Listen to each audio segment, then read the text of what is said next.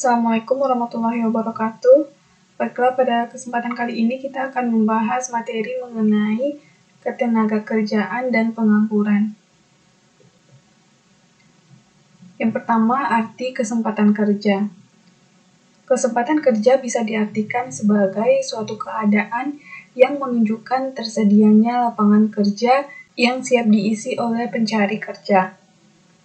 Dari pengertian ini bisa disimpulkan bahwa kesempatan kerja sesungguhnya merupakan permintaan akan tenaga kerja atau demand for labor yang datang dari pihak-pihak yang membutuhkan tenaga kerja seperti perusahaan dan kantor-kantor pemerintah.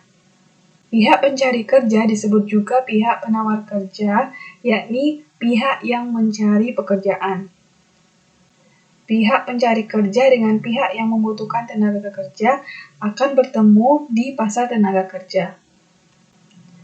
Yang kedua, hubungan jumlah penduduk, tenaga kerja, angkatan kerja, dan pengangguran. Ada beberapa istilah yang berkaitan dengan ketenaga kerjaan, yakni jumlah penduduk, tenaga kerja, dan pengangguran, yang bisa dilihat pada bagian berikut, yang mana penduduk terdiri atas tenaga kerja dan bukan tenaga kerja.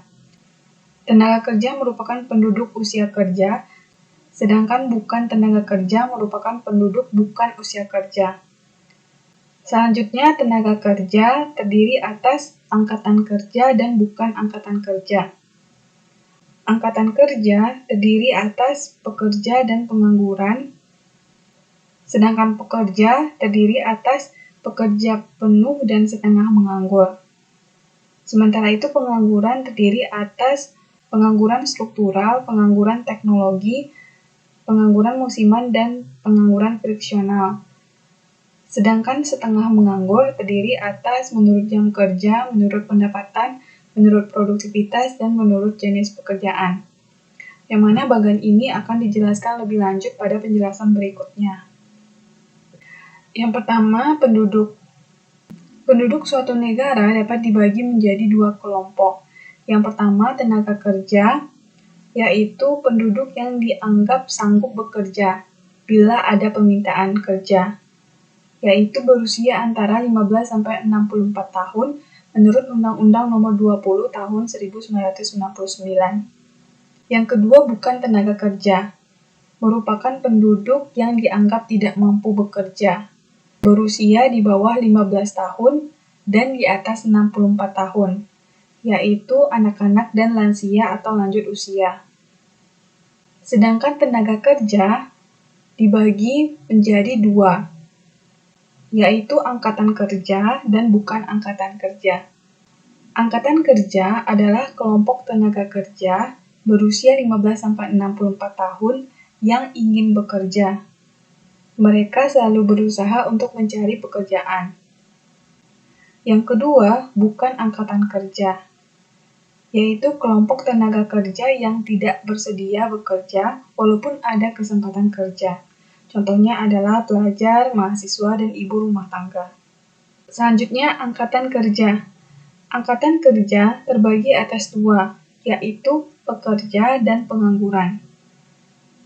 Pekerja atau employment merupakan kelompok angkatan kerja yang sudah mendapat pekerjaan. Sedangkan pengangguran atau unemployment merupakan kelompok angkatan kerja yang belum mendapat pekerjaan. Selanjutnya akan kita lihat pembagian dari pekerja. Pekerja terdiri atas yang pertama pekerja penuh atau full employment, yaitu pekerja yang bekerja dengan memenuhi kriteria berikut. Yang pertama, lama kerja minimal 40 jam per minggu. Kemudian, besarnya pendapatan minimal sama dengan UMR atau upah minimum regional. Yang ketiga, jenis pekerjaan sesuai dengan pendidikan atau keahliannya. Yang kedua, setengah menganggur, yaitu pekerja yang bekerja tapi tidak memenuhi kriteria pekerja penuh. Yang dibagi menjadi tiga, yaitu setengah menganggur menurut jam kerja, yaitu pekerja yang bekerja kurang dari 40 jam per minggu. Yang kedua, setengah menganggur berdasarkan pendapatan, yaitu pekerja yang menerima pendapatan lebih kecil dari UMR tempat dia bekerja. Yang ketiga, setengah menganggur menurut produktivitas, yaitu pekerja yang produktivitasnya di bawah standar perusahaan. Pada umumnya, pekerja yang baru masuk dan pekerja dengan cacat tertentu termasuk pada kelompok ini. Poin C, macam-macam pengangguran. Yang pertama, menurut lama waktu kerja, pengangguran terdiri atas yang pertama pengangguran terbuka atau open unemployment, yaitu tenaga kerja yang benar-benar tidak memiliki pekerjaan atau sama sekali tidak bekerja. Pengangguran ini terjadi karena tidak adanya lapangan kerja atau karena ketidaksesuaian lapangan kerja dengan latar belakang pendidikan dan keahlian tenaga kerja.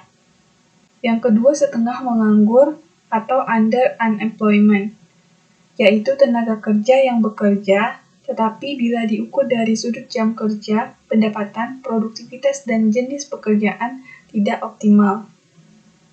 Yang ketiga, pengangguran terselubung atau disguised unemployment, yaitu tenaga kerja yang bekerja tapi tidak sesuai dengan latar belakang pendidikan atau keahliannya. Contohnya adalah seorang lulusan S1 pertanian bekerja sebagai tenaga pembukuan. Contoh lainnya, seorang insinyur teknik bekerja sebagai pelayan restoran. Yang kedua, macam pengangguran berdasarkan penyebab terjadinya. Yang pertama adalah pengangguran struktural. Pengangguran struktural terjadi karena adanya perubahan struktur perekonomian. Misalnya, perubahan struktur dari agraris ke industri. Perubahan ini menuntut tenaga kerja memiliki keterampilan tertentu. Misalnya adalah keterampilan mengoperasikan mesin teknologi modern untuk bisa bekerja di sektor industri. Tenaga kerja yang tidak memiliki keterampilan tersebut akan ditolak oleh sektor industri sehingga terjadilah pengangguran. Yang kedua, pengangguran konjungtural atau siklikal. Pengangguran ini disebabkan oleh pergerakan naik turunnya kegiatan perekonomian suatu negara. Ada masa pertumbuhan naik, masa resesi atau turun, dan masa depresi atau turun. Pada masa resesi dan depresi, masyarakat mengalami penurunan daya beli sehingga permintaan terhadap barang dan jasa juga menurun. Penurunan ini mengharuskan produsen mengurangi produksi barang dan jasa, di antaranya dengan cara mengurangi jumlah pekerja sehingga terjadilah pengangguran. Yang ketiga, pengangguran friksional, disebabkan oleh pergeseran atau friksi pekerja yang ingin bergeser atau berpindah dari satu perusahaan ke perusahaan lain dalam rangka mencari pekerjaan yang lebih bagus dan cocok. Sementara mencari pekerjaan baru, pekerja menganggur untuk sementara waktu sambil mencari pekerjaan yang diinginkan. Pengangguran friksional disebut juga dengan pengangguran sukarela atau voluntary unemployment, karena pengangguran ini terjadi karena keinginan pekerja sendiri. Yang keempat, pengangguran musiman. Pengangguran ini disebabkan oleh perubahan musim atau perubahan permintaan tenaga kerja secara berkala. Contohnya adalah setelah panen, petani akan menganggur sambil menunggu masa tanam. Contoh lainnya, pada masa pembangunan gedung, tukang bangunan bisa bekerja. Tetapi bila gedung telah selesai dibangun, mereka menjadi pengangguran musiman sambil menunggu pembangunan berikutnya. Selanjutnya, dampak pengangguran. Yang pertama, menurunkan aktivitas perekonomian. Pengangguran menyebabkan turunnya daya beli masyarakat. Daya beli masyarakat yang menurun menyebabkan turunnya permintaan terhadap barang dan jasa. Hal ini menyebabkan para pengusaha dan investor tidak bergairah melakukan perluasan dan pendirian industri baru sehingga aktivitas perekonomian menjadi turun. Yang kedua, menurunkan pertumbuhan ekonomi dan pendapatan per kapita. Orang yang tidak bekerja atau menganggur tidak akan menghasilkan barang dan jasa.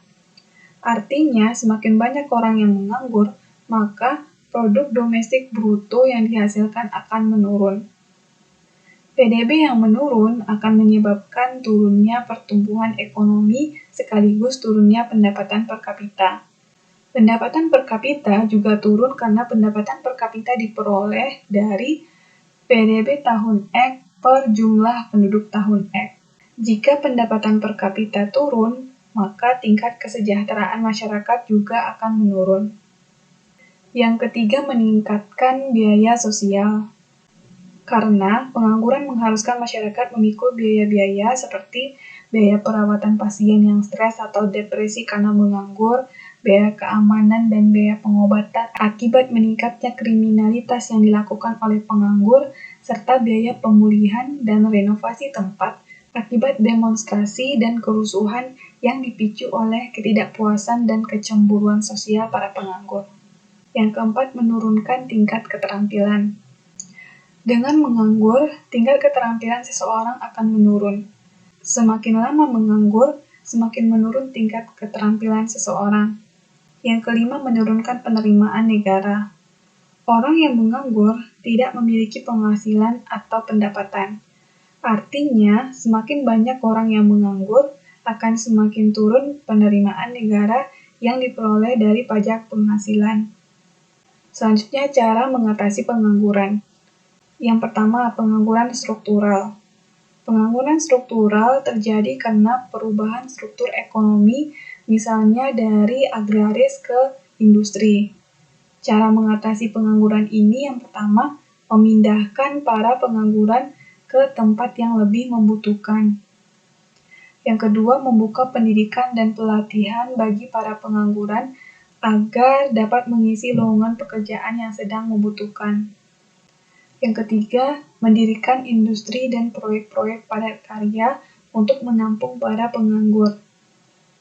Yang keempat, meningkatkan mobilitas atau perputaran modal dan tenaga kerja agar mampu menyerap para penganggur. Yang kelima, menyadarkan masyarakat akan pentingnya menguasai teknologi modern dalam rangka menyesuaikan diri dengan perubahan struktur perekonomian. Yang kedua, pengangguran konjungtural atau siklikal. Pengangguran ini terjadi karena naik turunnya kegiatan perekonomian yang suatu saat mengakibatkan turunnya daya beli masyarakat yang diikuti oleh turunnya permintaan terhadap barang dan jasa. Cara mengatasi pengangguran ini yang pertama, meningkatkan daya beli masyarakat dengan membuka berbagai proyek-proyek pemerintah. Yang kedua, mengarahkan masyarakat agar menggunakan pendapatannya untuk membeli barang dan jasa sehingga permintaan terhadap barang dan jasa meningkat. Yang ketiga, menciptakan teknik-teknik pemasaran dan promosi yang menarik agar masyarakat tertarik membeli barang dan jasa. Yang ketiga, pengangguran friksional. Pengangguran ini terjadi karena adanya pekerja yang ingin pindah mencari pekerjaan yang lebih baik dan cocok di perusahaan lain. Cara mengatasi pengangguran ini dengan menyediakan sarana informasi lowongan kerja yang cepat, mudah, dan murah kepada pencari kerja. Hal ini bisa dilakukan dengan menempelkan iklan lowongan kerja di tempat umum secara rutin. Yang keempat, pengangguran musiman. Pengangguran ini terjadi karena perubahan musim atau karena perubahan permintaan tenaga kerja secara berkala. Cara mengatasinya yaitu dengan memberikan latihan keterampilan yang lain seperti menjahit, mengelas, menyablon, dan membordir. Dengan demikian, mereka dapat bekerja sambil menunggu datangnya musim tertentu. Yang kedua, segera memberikan informasi bila ada lowongan kerja di sektor lain. Selanjutnya, upaya peningkatan kualitas tenaga kerja. Yang pertama, melalui jalur formal, yaitu seperti sekolah umum, sekolah kejuruan, dan kursus-kursus. Yang kedua, jalur non-formal, yaitu yang pertama dengan latihan kerja. Latihan kerja merupakan kegiatan untuk melatih tenaga kerja agar memiliki keahlian dan keterampilan di bidang tertentu sesuai tuntutan pekerjaan. Departemen Tenaga Kerja sudah mendirikan BLK atau Balai Latihan Kerja di setiap daerah tingkat 2. Yang kedua, magang. Magang adalah latihan kerja yang dilakukan langsung di tempat kerja. Magang umumnya diselenggarakan oleh lembaga pendidikan yang bekerja sama dengan perusahaan-perusahaan yang dianggap tepat sebagai tempat latihan kerja. Tujuannya, setelah magang, siswa menjadi tenaga kerja yang siap pakai. Kegiatan magang merupakan bagian dari proses link and match, yaitu keterkaitan dan kecocokan. Yang ketiga, meningkatkan kualitas mental dan spiritual tenaga kerja. Untuk meningkatkan kualitas tenaga kerja, tidak hanya mengutamakan segi pengetahuan, keahlian, dan keterampilan, tetapi kualitas mental dan spiritual seperti keimanan, kejujuran, semangat kerja, kedisiplinan, keterampilan, inovasi, cerdas, saling menghargai, dan bertanggung jawab juga perlu ditingkatkan. Yang keempat, meningkatkan pemberian gizi dan kualitas kesehatan. Tenaga kerja tidak mampu bekerja dengan baik bila kurang gizi dan kurang sehat.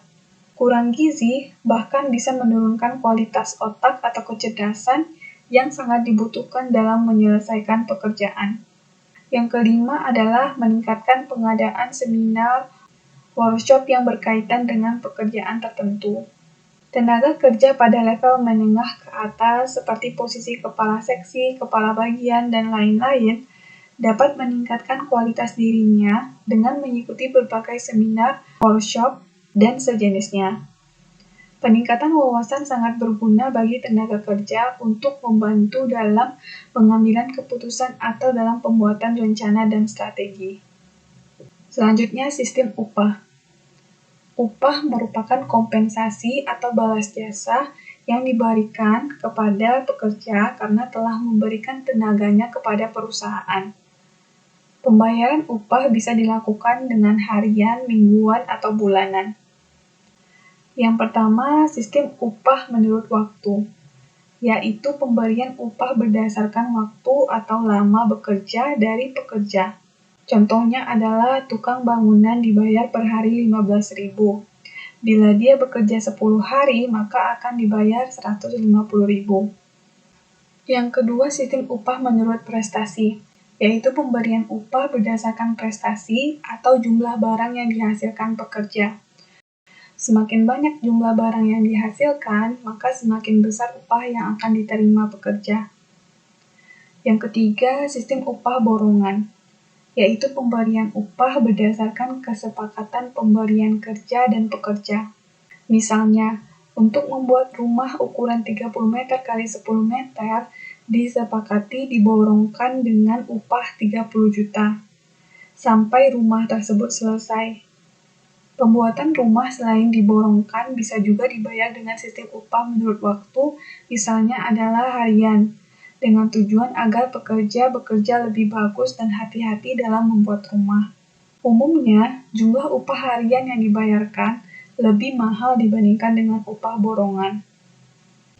Yang keempat, sistem upah premi, yaitu pemberian upah dengan mengombinasikan sistem upah prestasi yang ditambah dengan premi tertentu. Misalnya, bila pekerja mampu menyelesaikan 50 boneka dalam 1 jam, akan dibayar 25.000. Dan kelebihan dari 50 boneka akan diberi premi misal Rp300 per boneka. Apabila seorang pekerja mampu membuat 70 boneka, maka dia akan menerima 25.000 ditambah dengan Rp300 dikali dengan 20 sama dengan hasilnya adalah Rp31.000. Yang kelima, sistem upah partisipasi, yaitu pemberian upah khusus berupa sebagian keuntungan perusahaan pada akhir tahun buku. Upah ini merupakan bonus atau hadiah. Selain menerima upah biasa, pada sistem ini pekerja akan menerima sejumlah upah lagi setiap akhir tahun buku. Sistem upah partisipasi disebut juga sistem upah bonus. Yang keenam, sistem upah mitra usaha atau co-partnership, yaitu pemberian upah seperti sistem upah bonus. Bedanya adalah upah tidak diberikan dalam bentuk uang tunai, tapi dalam bentuk saham atau obligasi.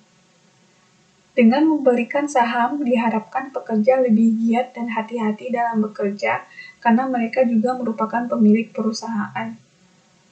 Yang ketujuh, sistem upah indeks biaya hidup, yaitu pemberian upah yang didasarkan pada besarnya biaya hidup. Semakin naik biaya hidup, semakin naik pula besarnya upah yang diberikan. Yang kedelapan, sistem upah skala berubah atau sliding scale, yaitu pemberian upah berdasarkan skala hasil penjualan yang berubah-ubah. Apabila hasil penjualan bertambah, maka jumlah upah yang diberikan juga bertambah, dan demikian pula sebaliknya. Yang kesembilan, sistem upah produksi atau production sharing, yaitu pemberian upah berdasarkan naik turunnya jumlah produksi secara keseluruhan. Bila jumlah produksi naik 5%, maka upah juga naik 5%, demikian pula sebaliknya. Yang ke-10, sistem upah bagi hasil, yaitu pemberian upah dengan memberikan bagian tertentu kepada pekerja dari hasil atau keuntungan yang diperoleh. Sistem ini biasa dipakai di sektor pertanian. Misalnya, petani penggarap mengerjakan sawah milik orang lain dengan bagi hasil separuhan. Artinya, bila sawah menghasilkan 2 ton beras, petani penggarap mendapatkan 1 ton dan pemilik sawah juga mendapatkan 1 ton. Di Indonesia, pengusaha bisa memilih sistem upah yang sesuai untuk jenis perusahaannya. Akan tetapi, pemerintah memiliki kewajiban menetapkan berapa besarnya upah minimum yang harus diterima pekerja agar mereka bisa hidup layak. Berdasarkan Peraturan Pemerintah Nomor 25 Tahun 2000 mengenai kewenangan pemerintah dan kewenangan provinsi sebagai daerah otonom, maka pemberlakuan UMR atau Upah Minimum Regional diubah menjadi UMP atau Upah Minimum Provinsi dan UMK, Upah Minimum Kota atau Kabupaten. Pemerintah kota atau kabupaten tidak boleh menetapkan UMK di daerahnya yang jumlahnya di bawah UMP atau Upah Minimum Provinsi yang sudah ditetapkan oleh provinsi. Pemerintah juga mengeluarkan Peraturan Pemerintah Nomor 5 Tahun 2003 yang mengatur pajak penghasilan bagi pekerja. Bagi para pekerja yang menerima upah yang jumlahnya kurang atau sama dengan UMP atau UMK, maka pemerintah wajib menanggung atau membayar pajak penghasilan para pekerja tersebut. Peraturan ini dikeluarkan dengan maksud mengurangi beban pajak para pekerja yang upahnya kurang atau sama dengan UMP atau UMK. Dalam peraturan tersebut dinyatakan, UMP atau UMK hanya berlaku bagi pekerja yang memiliki masa kerja kurang dari 1 tahun. Artinya, pekerja yang masa kerjanya lebih dari 1 tahun berhak memperoleh upah di atas UMP atau UMK. Yang kedua, bagi pengusaha yang telah memberikan upah di atas UMP atau UMK, dilarang menurunkan upahnya. Baik, sekian materi yang dapat disampaikan pada hari ini. Semoga apa yang disampaikan bermanfaat. Assalamualaikum warahmatullahi wabarakatuh.